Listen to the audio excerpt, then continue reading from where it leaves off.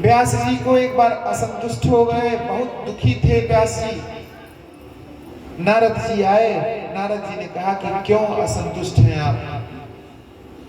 उन्होंने कहा कि मैंने बहुत सारा वेदों को लिख डाला, तमाम उपनिषदों को लिखा, तमाम शास्त्रों को लिखा, तमाम पुराणों को लिख डाला, फिर भी महाभारत जैसे प्रखंड खंड काव्य को लिख दिया। महाभारत जैसा प्रभव खंड का काव्य लिखा, फिर भी मैं असंतुष्ट हूं। मुझे क्या करना चाहिए, मुझे खुद समझ में नहीं आ रहा है। मैं क्यों आया हूं, क्या कर रहा हूं, मुझे कुछ नहीं समझ में।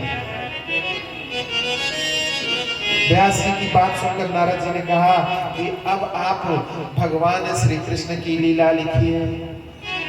भगवान की लीला लिखेंगे तो आपके मन में शांति मिलेगी। तो कहा क्यों शांति कैसे मिलेगी? कहा महाराज शांति तब मिलती है व्यक्ति को जब आप अपने अंदर भगवान को देखते हैं। हृदय में भगवान को जब आप देखेंगे तो आपको शांति मिलेगी। अच्छा, किसी मंदिर पहुंच जाइए, कितना बड़ा वो दुख रहे ना, किसी भी भगवान के मंदिर पे बैठ के 5 मिनट वहीं रोइए, आप हृदय थोड़ा सा परिवर्तन हो जाएगा, आपकी शांति मिलना शुरू हो जाएगी। अब पूरा मोहल्ला भर अपन दुख बांटत चला ना, क्यों कही अरे तू ऐसा रोज कहे, तारी रोज का ड्रामा है, रोज तो हमके तोहार बेटुआ डांटा ला, रोज तू आवे लो हमरे लगे रोए लो। और भगवान लगे पूछा तो एक दिन कारण मिल जाए, भगवान बता दिए केहू से रोए ना चाहिए, अपन तो केहू से ना रोए चाहिए, केहू से रोए अगर बनल बा तो सिर्फ भगवान से। नारद जी बात बता रहे थे व्यास जी, कहा मेरे विषय में जान लो कि मैं कौन हूं। नारद जी कह रहे थे कि मेरा पूर्व चरित्र जान लो। अहम पुरी तम भवे वसम मनेता शोकनाविदम। मैं पूर्व जन्म में एक विधवा ब्राह्मणी के गर्भ से पैदा हुआ था। पूर्व जन्म में एक विधवा ब्राह्मणी के गर्भ में पैदा हुआ। मेरी माँ मेरे पेट में मैं ही था, तभी मेरे पिताजी चले गए। लोक लाज के नाते मुझे गोद में उठाए, एक संत आश्रम में चली गई और संत आश्रम में ही जाके गौ माता की सेवा करने लगी और मैं वहीं पलने पड़ने लगा, बढ़ने लगा। लोग क्या कहेंगे कि अरे दादा बन दिया भाई लाल बन बेटुआ गर्भ में आए तो मैं बेटुआ एक बड़िए ठीक नहीं बा लइका। उस नादान बच्चे को क्या दोष है? उस बच्चे को भी लोग गाली देना शुरू कर देते। जो पेट में है उसका क्या दोष है? पिताजी तो चले गए, मैं माँ के साथ उसी कुटिया में पलने लगा, पढ़ने लगा। जैसे ही पढ़ने लगा, आगे बढ़ने लगा, वैसे ही 6 साल का हुआ ही था मैं कि संत चातुर्मास करने चले। चातुर्मास करने संत आए, मैं संतों के साथ रहता खेलता। संत जब ताली बजाते तो भजन गाते तो मैं भी भजन गाता, वो भी थपड़ी पीटते तो हम भी थपड़ी पीटते, वो भी बाजा बजाते तो हम भी बाजा बजाते, वो भी नाचते तो हम भी नाचते, भगवान के गुणगान गाते। वो भोजन करते तो हम भी भोजन करते। उनकी सीध प्रसादी में खाता, जो गिरा हुआ अन्न था वो मैं खाता। शीत प्रसादी खाकर जैसे ही मैं तंदुरुस्त होता, बड़ा होता,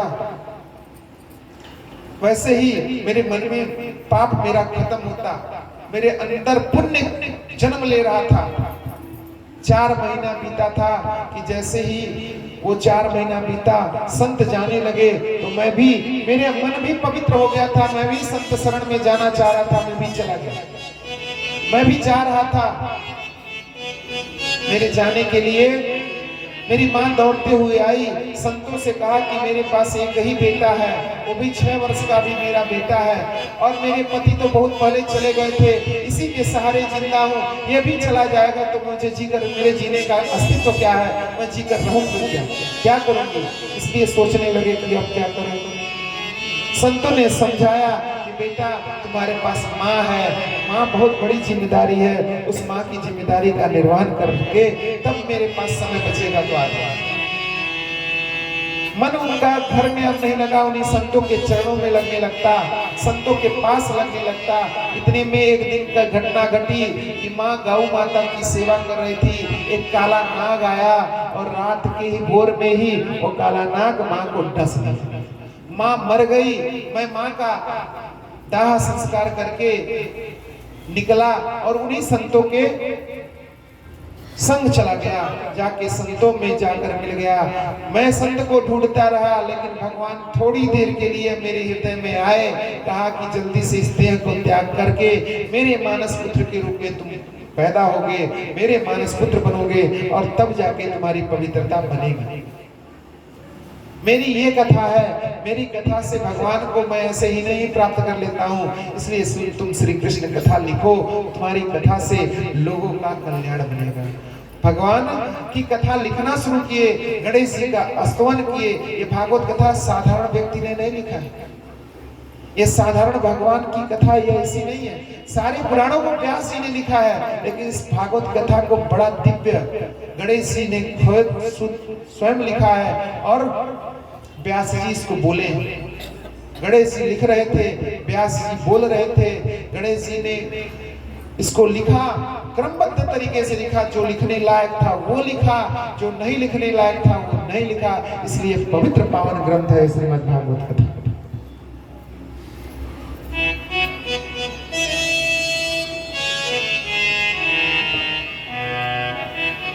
भगवान कहते हैं कि सर्वधर्म परित्याज्यम मामेकं शरणं व्रज। एक कथा बता रहा हूं कि ध्यान से सुनिए। मैं राजा ऋषि परीक्षित के जन्म की कथा बताने जा रहा हूं। जो इस कथा का आयोजक, जो आयोजन किया था, आयोजक करता, उनकी कथा मैं बताने जा रहा हूं। जो सबसे पहले ये कथा श्रवण हुई। परीक्षित के जन्म से पूर्व श्री कृष्ण स्वतः परीक्षित को दर्शन दिए थे। जन्म से पूर्व ही मां के गर्भ में थे ही तभी परीक्षित को दर्शन दिया। कैसे? महाभारत का युद्ध समाप्त हुआ और महाभारत के युद्ध में अंतिम चरण में युद्ध था। भीम के द्वारा जंघा तोड़ा गया था दुर्योधन का। अंतिम चरण में युद्ध पहुंच गया था, सारे युद्ध समाप्त होते चले गए थे। भीम का जंघा टूटा था, दुर्योधन का जंघा टूट गया था भीम के द्वारा। वो कराह रहा था, सरोवर के किनारे अपनी मृत्यु का इंतजार कर रहा था, उसके प्राण निकल नहीं रहे थे। दुर्योधन का एक मित्र जिसका नाम था अश्वत्थामा, जो द्रोणाचार्य का पुत्र था, वो आया और दौड़ते हुए कहा, मित्र बात बताओ, मैं तुम्हारी इच्छा कैसे पूरा करूं? तुम्हारा तो अंतिम समय चल रहा है, तुम अब बताओ मैं तुम्हारे लिए क्या कर सकता हूं? कहा उन 5 भाइयों में से किसी एक का सर ला के दे दो, मुझे चैन से मैं मर पाऊंगा। क्योंकि मेरे सारे भाई मर गए, 100 भाई थे, कौरव 100 भाई थे ना, 100 भाई मारे गए हैं और उन 5 पांडवों का बाल बांका नहीं हुआ, कोई कुछ बिगाड़ा नहीं पाया। उन 5 में से किसी एक का सर ला के दे दो, मैं चैन से मर सकता। क्या इतनी सी बात है, प्रयास करना।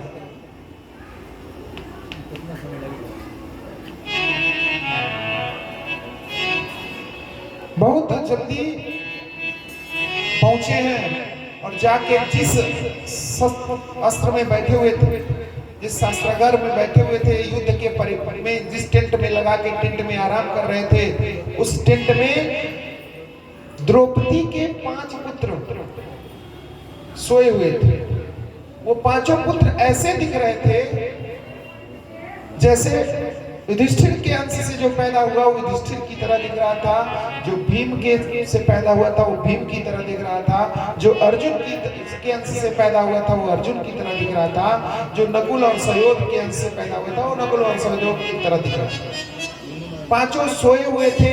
सोए हुए बाल हत्यारे को जाके अश्वत्थामा ने जाकर बाल बच्चों को सर काट दिया और सर काट के इस बड़े हुए पॉलिथीन में लेके आया, बड़े से बैग में, बड़े से बोरे में लेके आया। कहा मित्र तुम एक की बात कर रहे हो, मैं पांचों का सर काट के लाया। कहा तुमने तो बहुत बड़ा गलत कर दिया। खोला सर देखा तो वो सारे द्रौपदी के 5 पुत्र थे।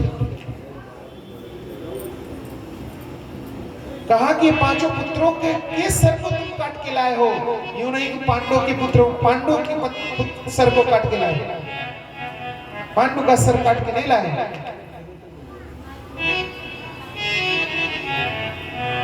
द्रौपदी के 5 पुत्रों को लेके आया और कहा भाग लो यहाँ से, नहीं तो तेरा विनाश होना निश्चित है।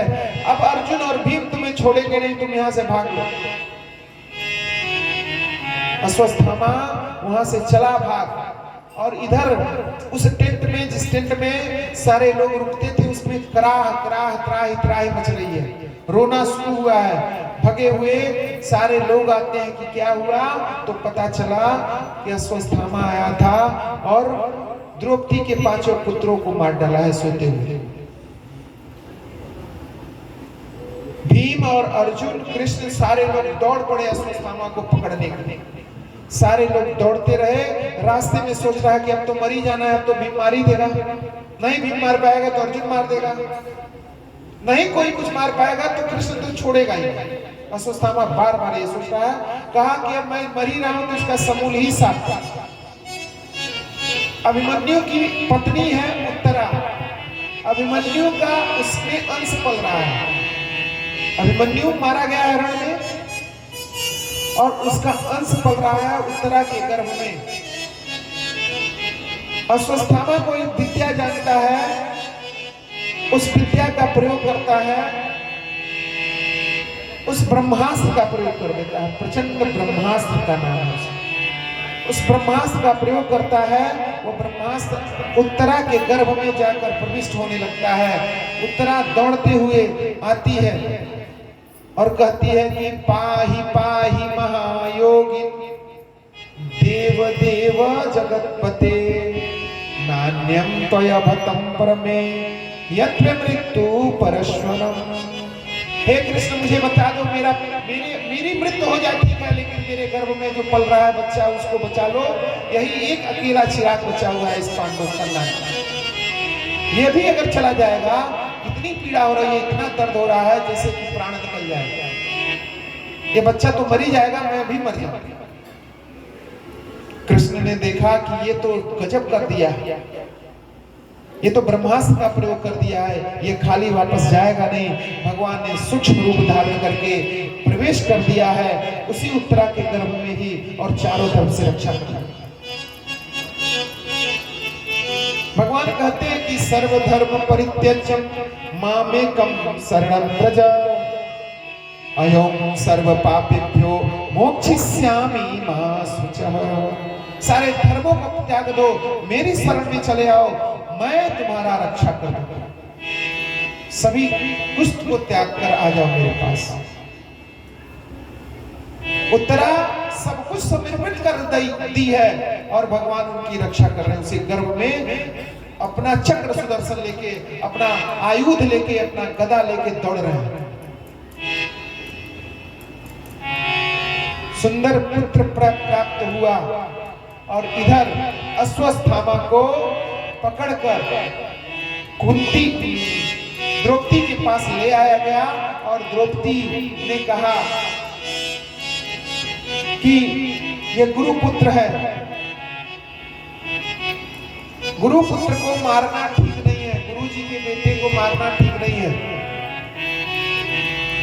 लेकिन कृष्ण तुम बताओ इसको क्या किया जाए, कौन सा उपाय किया जाए, इसका क्या किया जाए।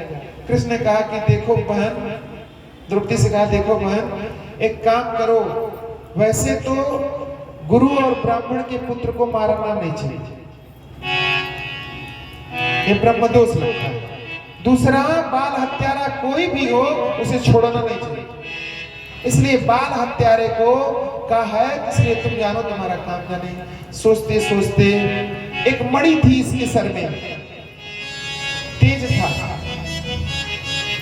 उस मणि को ही निकाल दिया गया और श्राप दे दिया है भगवान द्रौपदी ने और भगवान श्री कृष्ण ने श्राप दिया कि तुम अजर रहना चाह रहे थे ना, अमर होना चाह रहे थे ना, तुम अजर रहोगे, अमर रहोगे, सब कुछ तुम्हारे साथ रहेगा, लेकिन तुम्हारे पास कोई आएगा नहीं, तुम दूर से ही बदबू करोगे।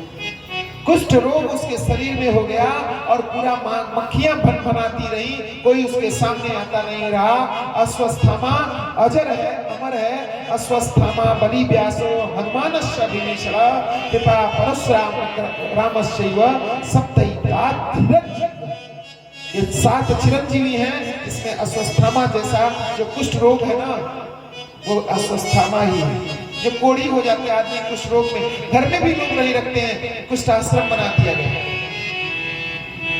इतना बड़ा पापी था। बाल हत्यारा जो भी होता है, बालकों को गर्भ में जो मारता है या बाल हत्या जो करता है, वह सिर्फ इसी जन्म में उसको कीड़े पड़ते हैं, कुष्ठ रोग हो जाता है, इसी जन्म में, अगले जन्म में भी वो कुष्ठ रोगी ही रहता है। इसलिए किसी बाल हत्या नहीं करना चाहिए, किसी बालक की हत्या तो नहीं करना चाहिए, नहीं तो वो जीवन भर कुष्ठ रोग हो।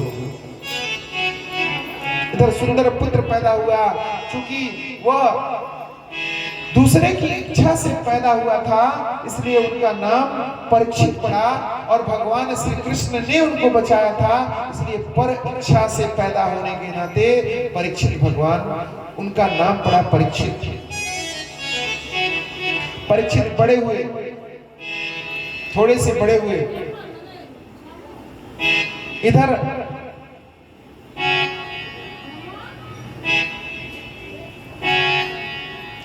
अनुष्ठा मात्र बल्लम च अस्फोटम मौलिकम नमः अभिद्वयं दर्शनम श्यामम तरणीयो श्यामोच्चतम। एक बात और जान लीजिए,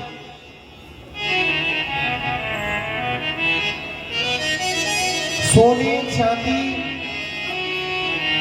तथा लोहे या पंच धातुओं में से किसी धातु में भगवान का आश्रय नहीं होता है। भगवान सबसे ज्यादा आश्रय लेते हैं सोने में। इस कथा को आगे बताएंगे। भगवान ने किया क्या? भगवान को युधिष्ठिर के द्वारा, युधिष्ठिर गए और अर्जुन को भेजे कि जाके पता करके आओ कि कैसे हैं हमारे वासुदेव श्री कृष्ण।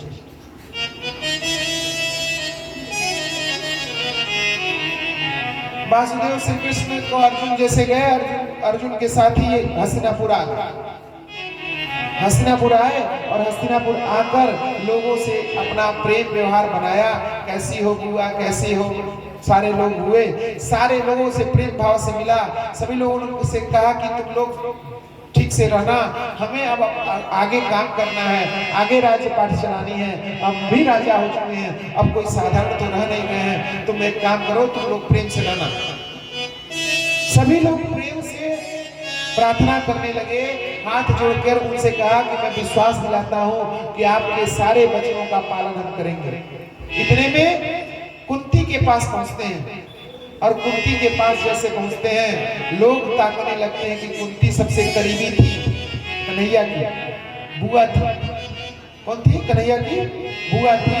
कहीं कुछ मांग न ले, कोई ऐसी बात न कह दे। बुआ से और भतीजे से बड़ा अलग प्रेम होता है।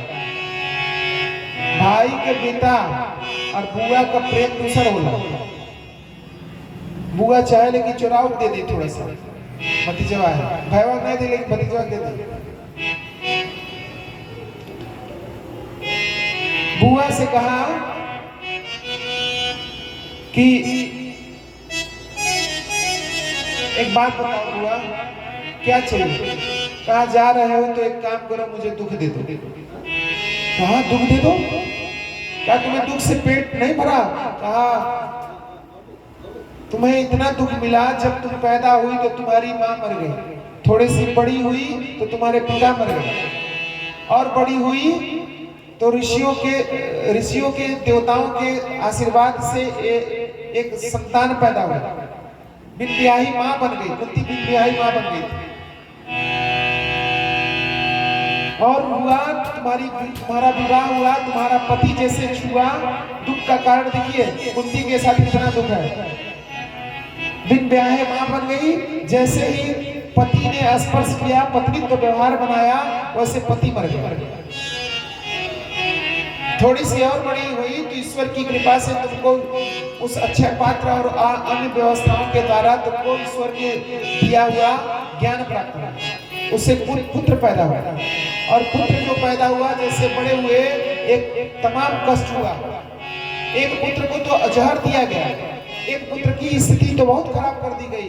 अंत में इतना हुआ कि बिना सुई के नोक के बराबर, बिना युद्ध के, बिना सुई के नोक के बराबर भी धन नहीं दूंगा, जमीन नहीं दूंगा। इतना युद्ध की बात आ गई। तुम्हें दुख से पेट नहीं भरा? कहा कि मुझे दुख से पेट कैसे भरेगा। मुझे दुख जब भी आया तो मुझे पता था कि तुम सामने खड़े हो और तुम मेरी रक्षा करोगे। मुझे चिंता नहीं थी कि मेरे साथ दुख आएगा और तुम मेरी रक्षा नहीं करोगे। आज जब सुख का समय आ रहा है तो तुम जा रहे हो, इसलिए मैं दुख मांग रहा हूं। दुख में सुमिरन सब करे, सुख में करे न कोई। जो सुख में सुमिरन करे, दुख काहे को।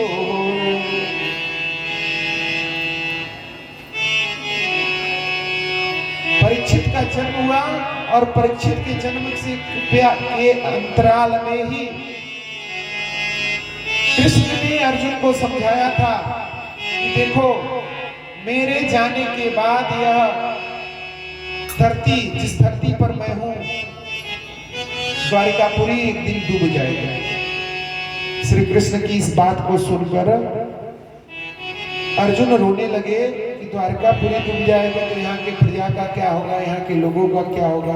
कहा देखो, मेरे वहां एक ही उल्लू काफी है बर्बाद गुलिस्ता करने को। जब हर साख पे उल्लू बैठा हो तो अंजाम गुलिस्ता क्या होगा। एक ही उल्लू काफी है, घर का एक ही आदमी काफी है। शाम नाम का एक पुत्र पैदा हुआ, उसी दिन से उल्टी गिनती शुरू हो गई द्वारिकापुरी की।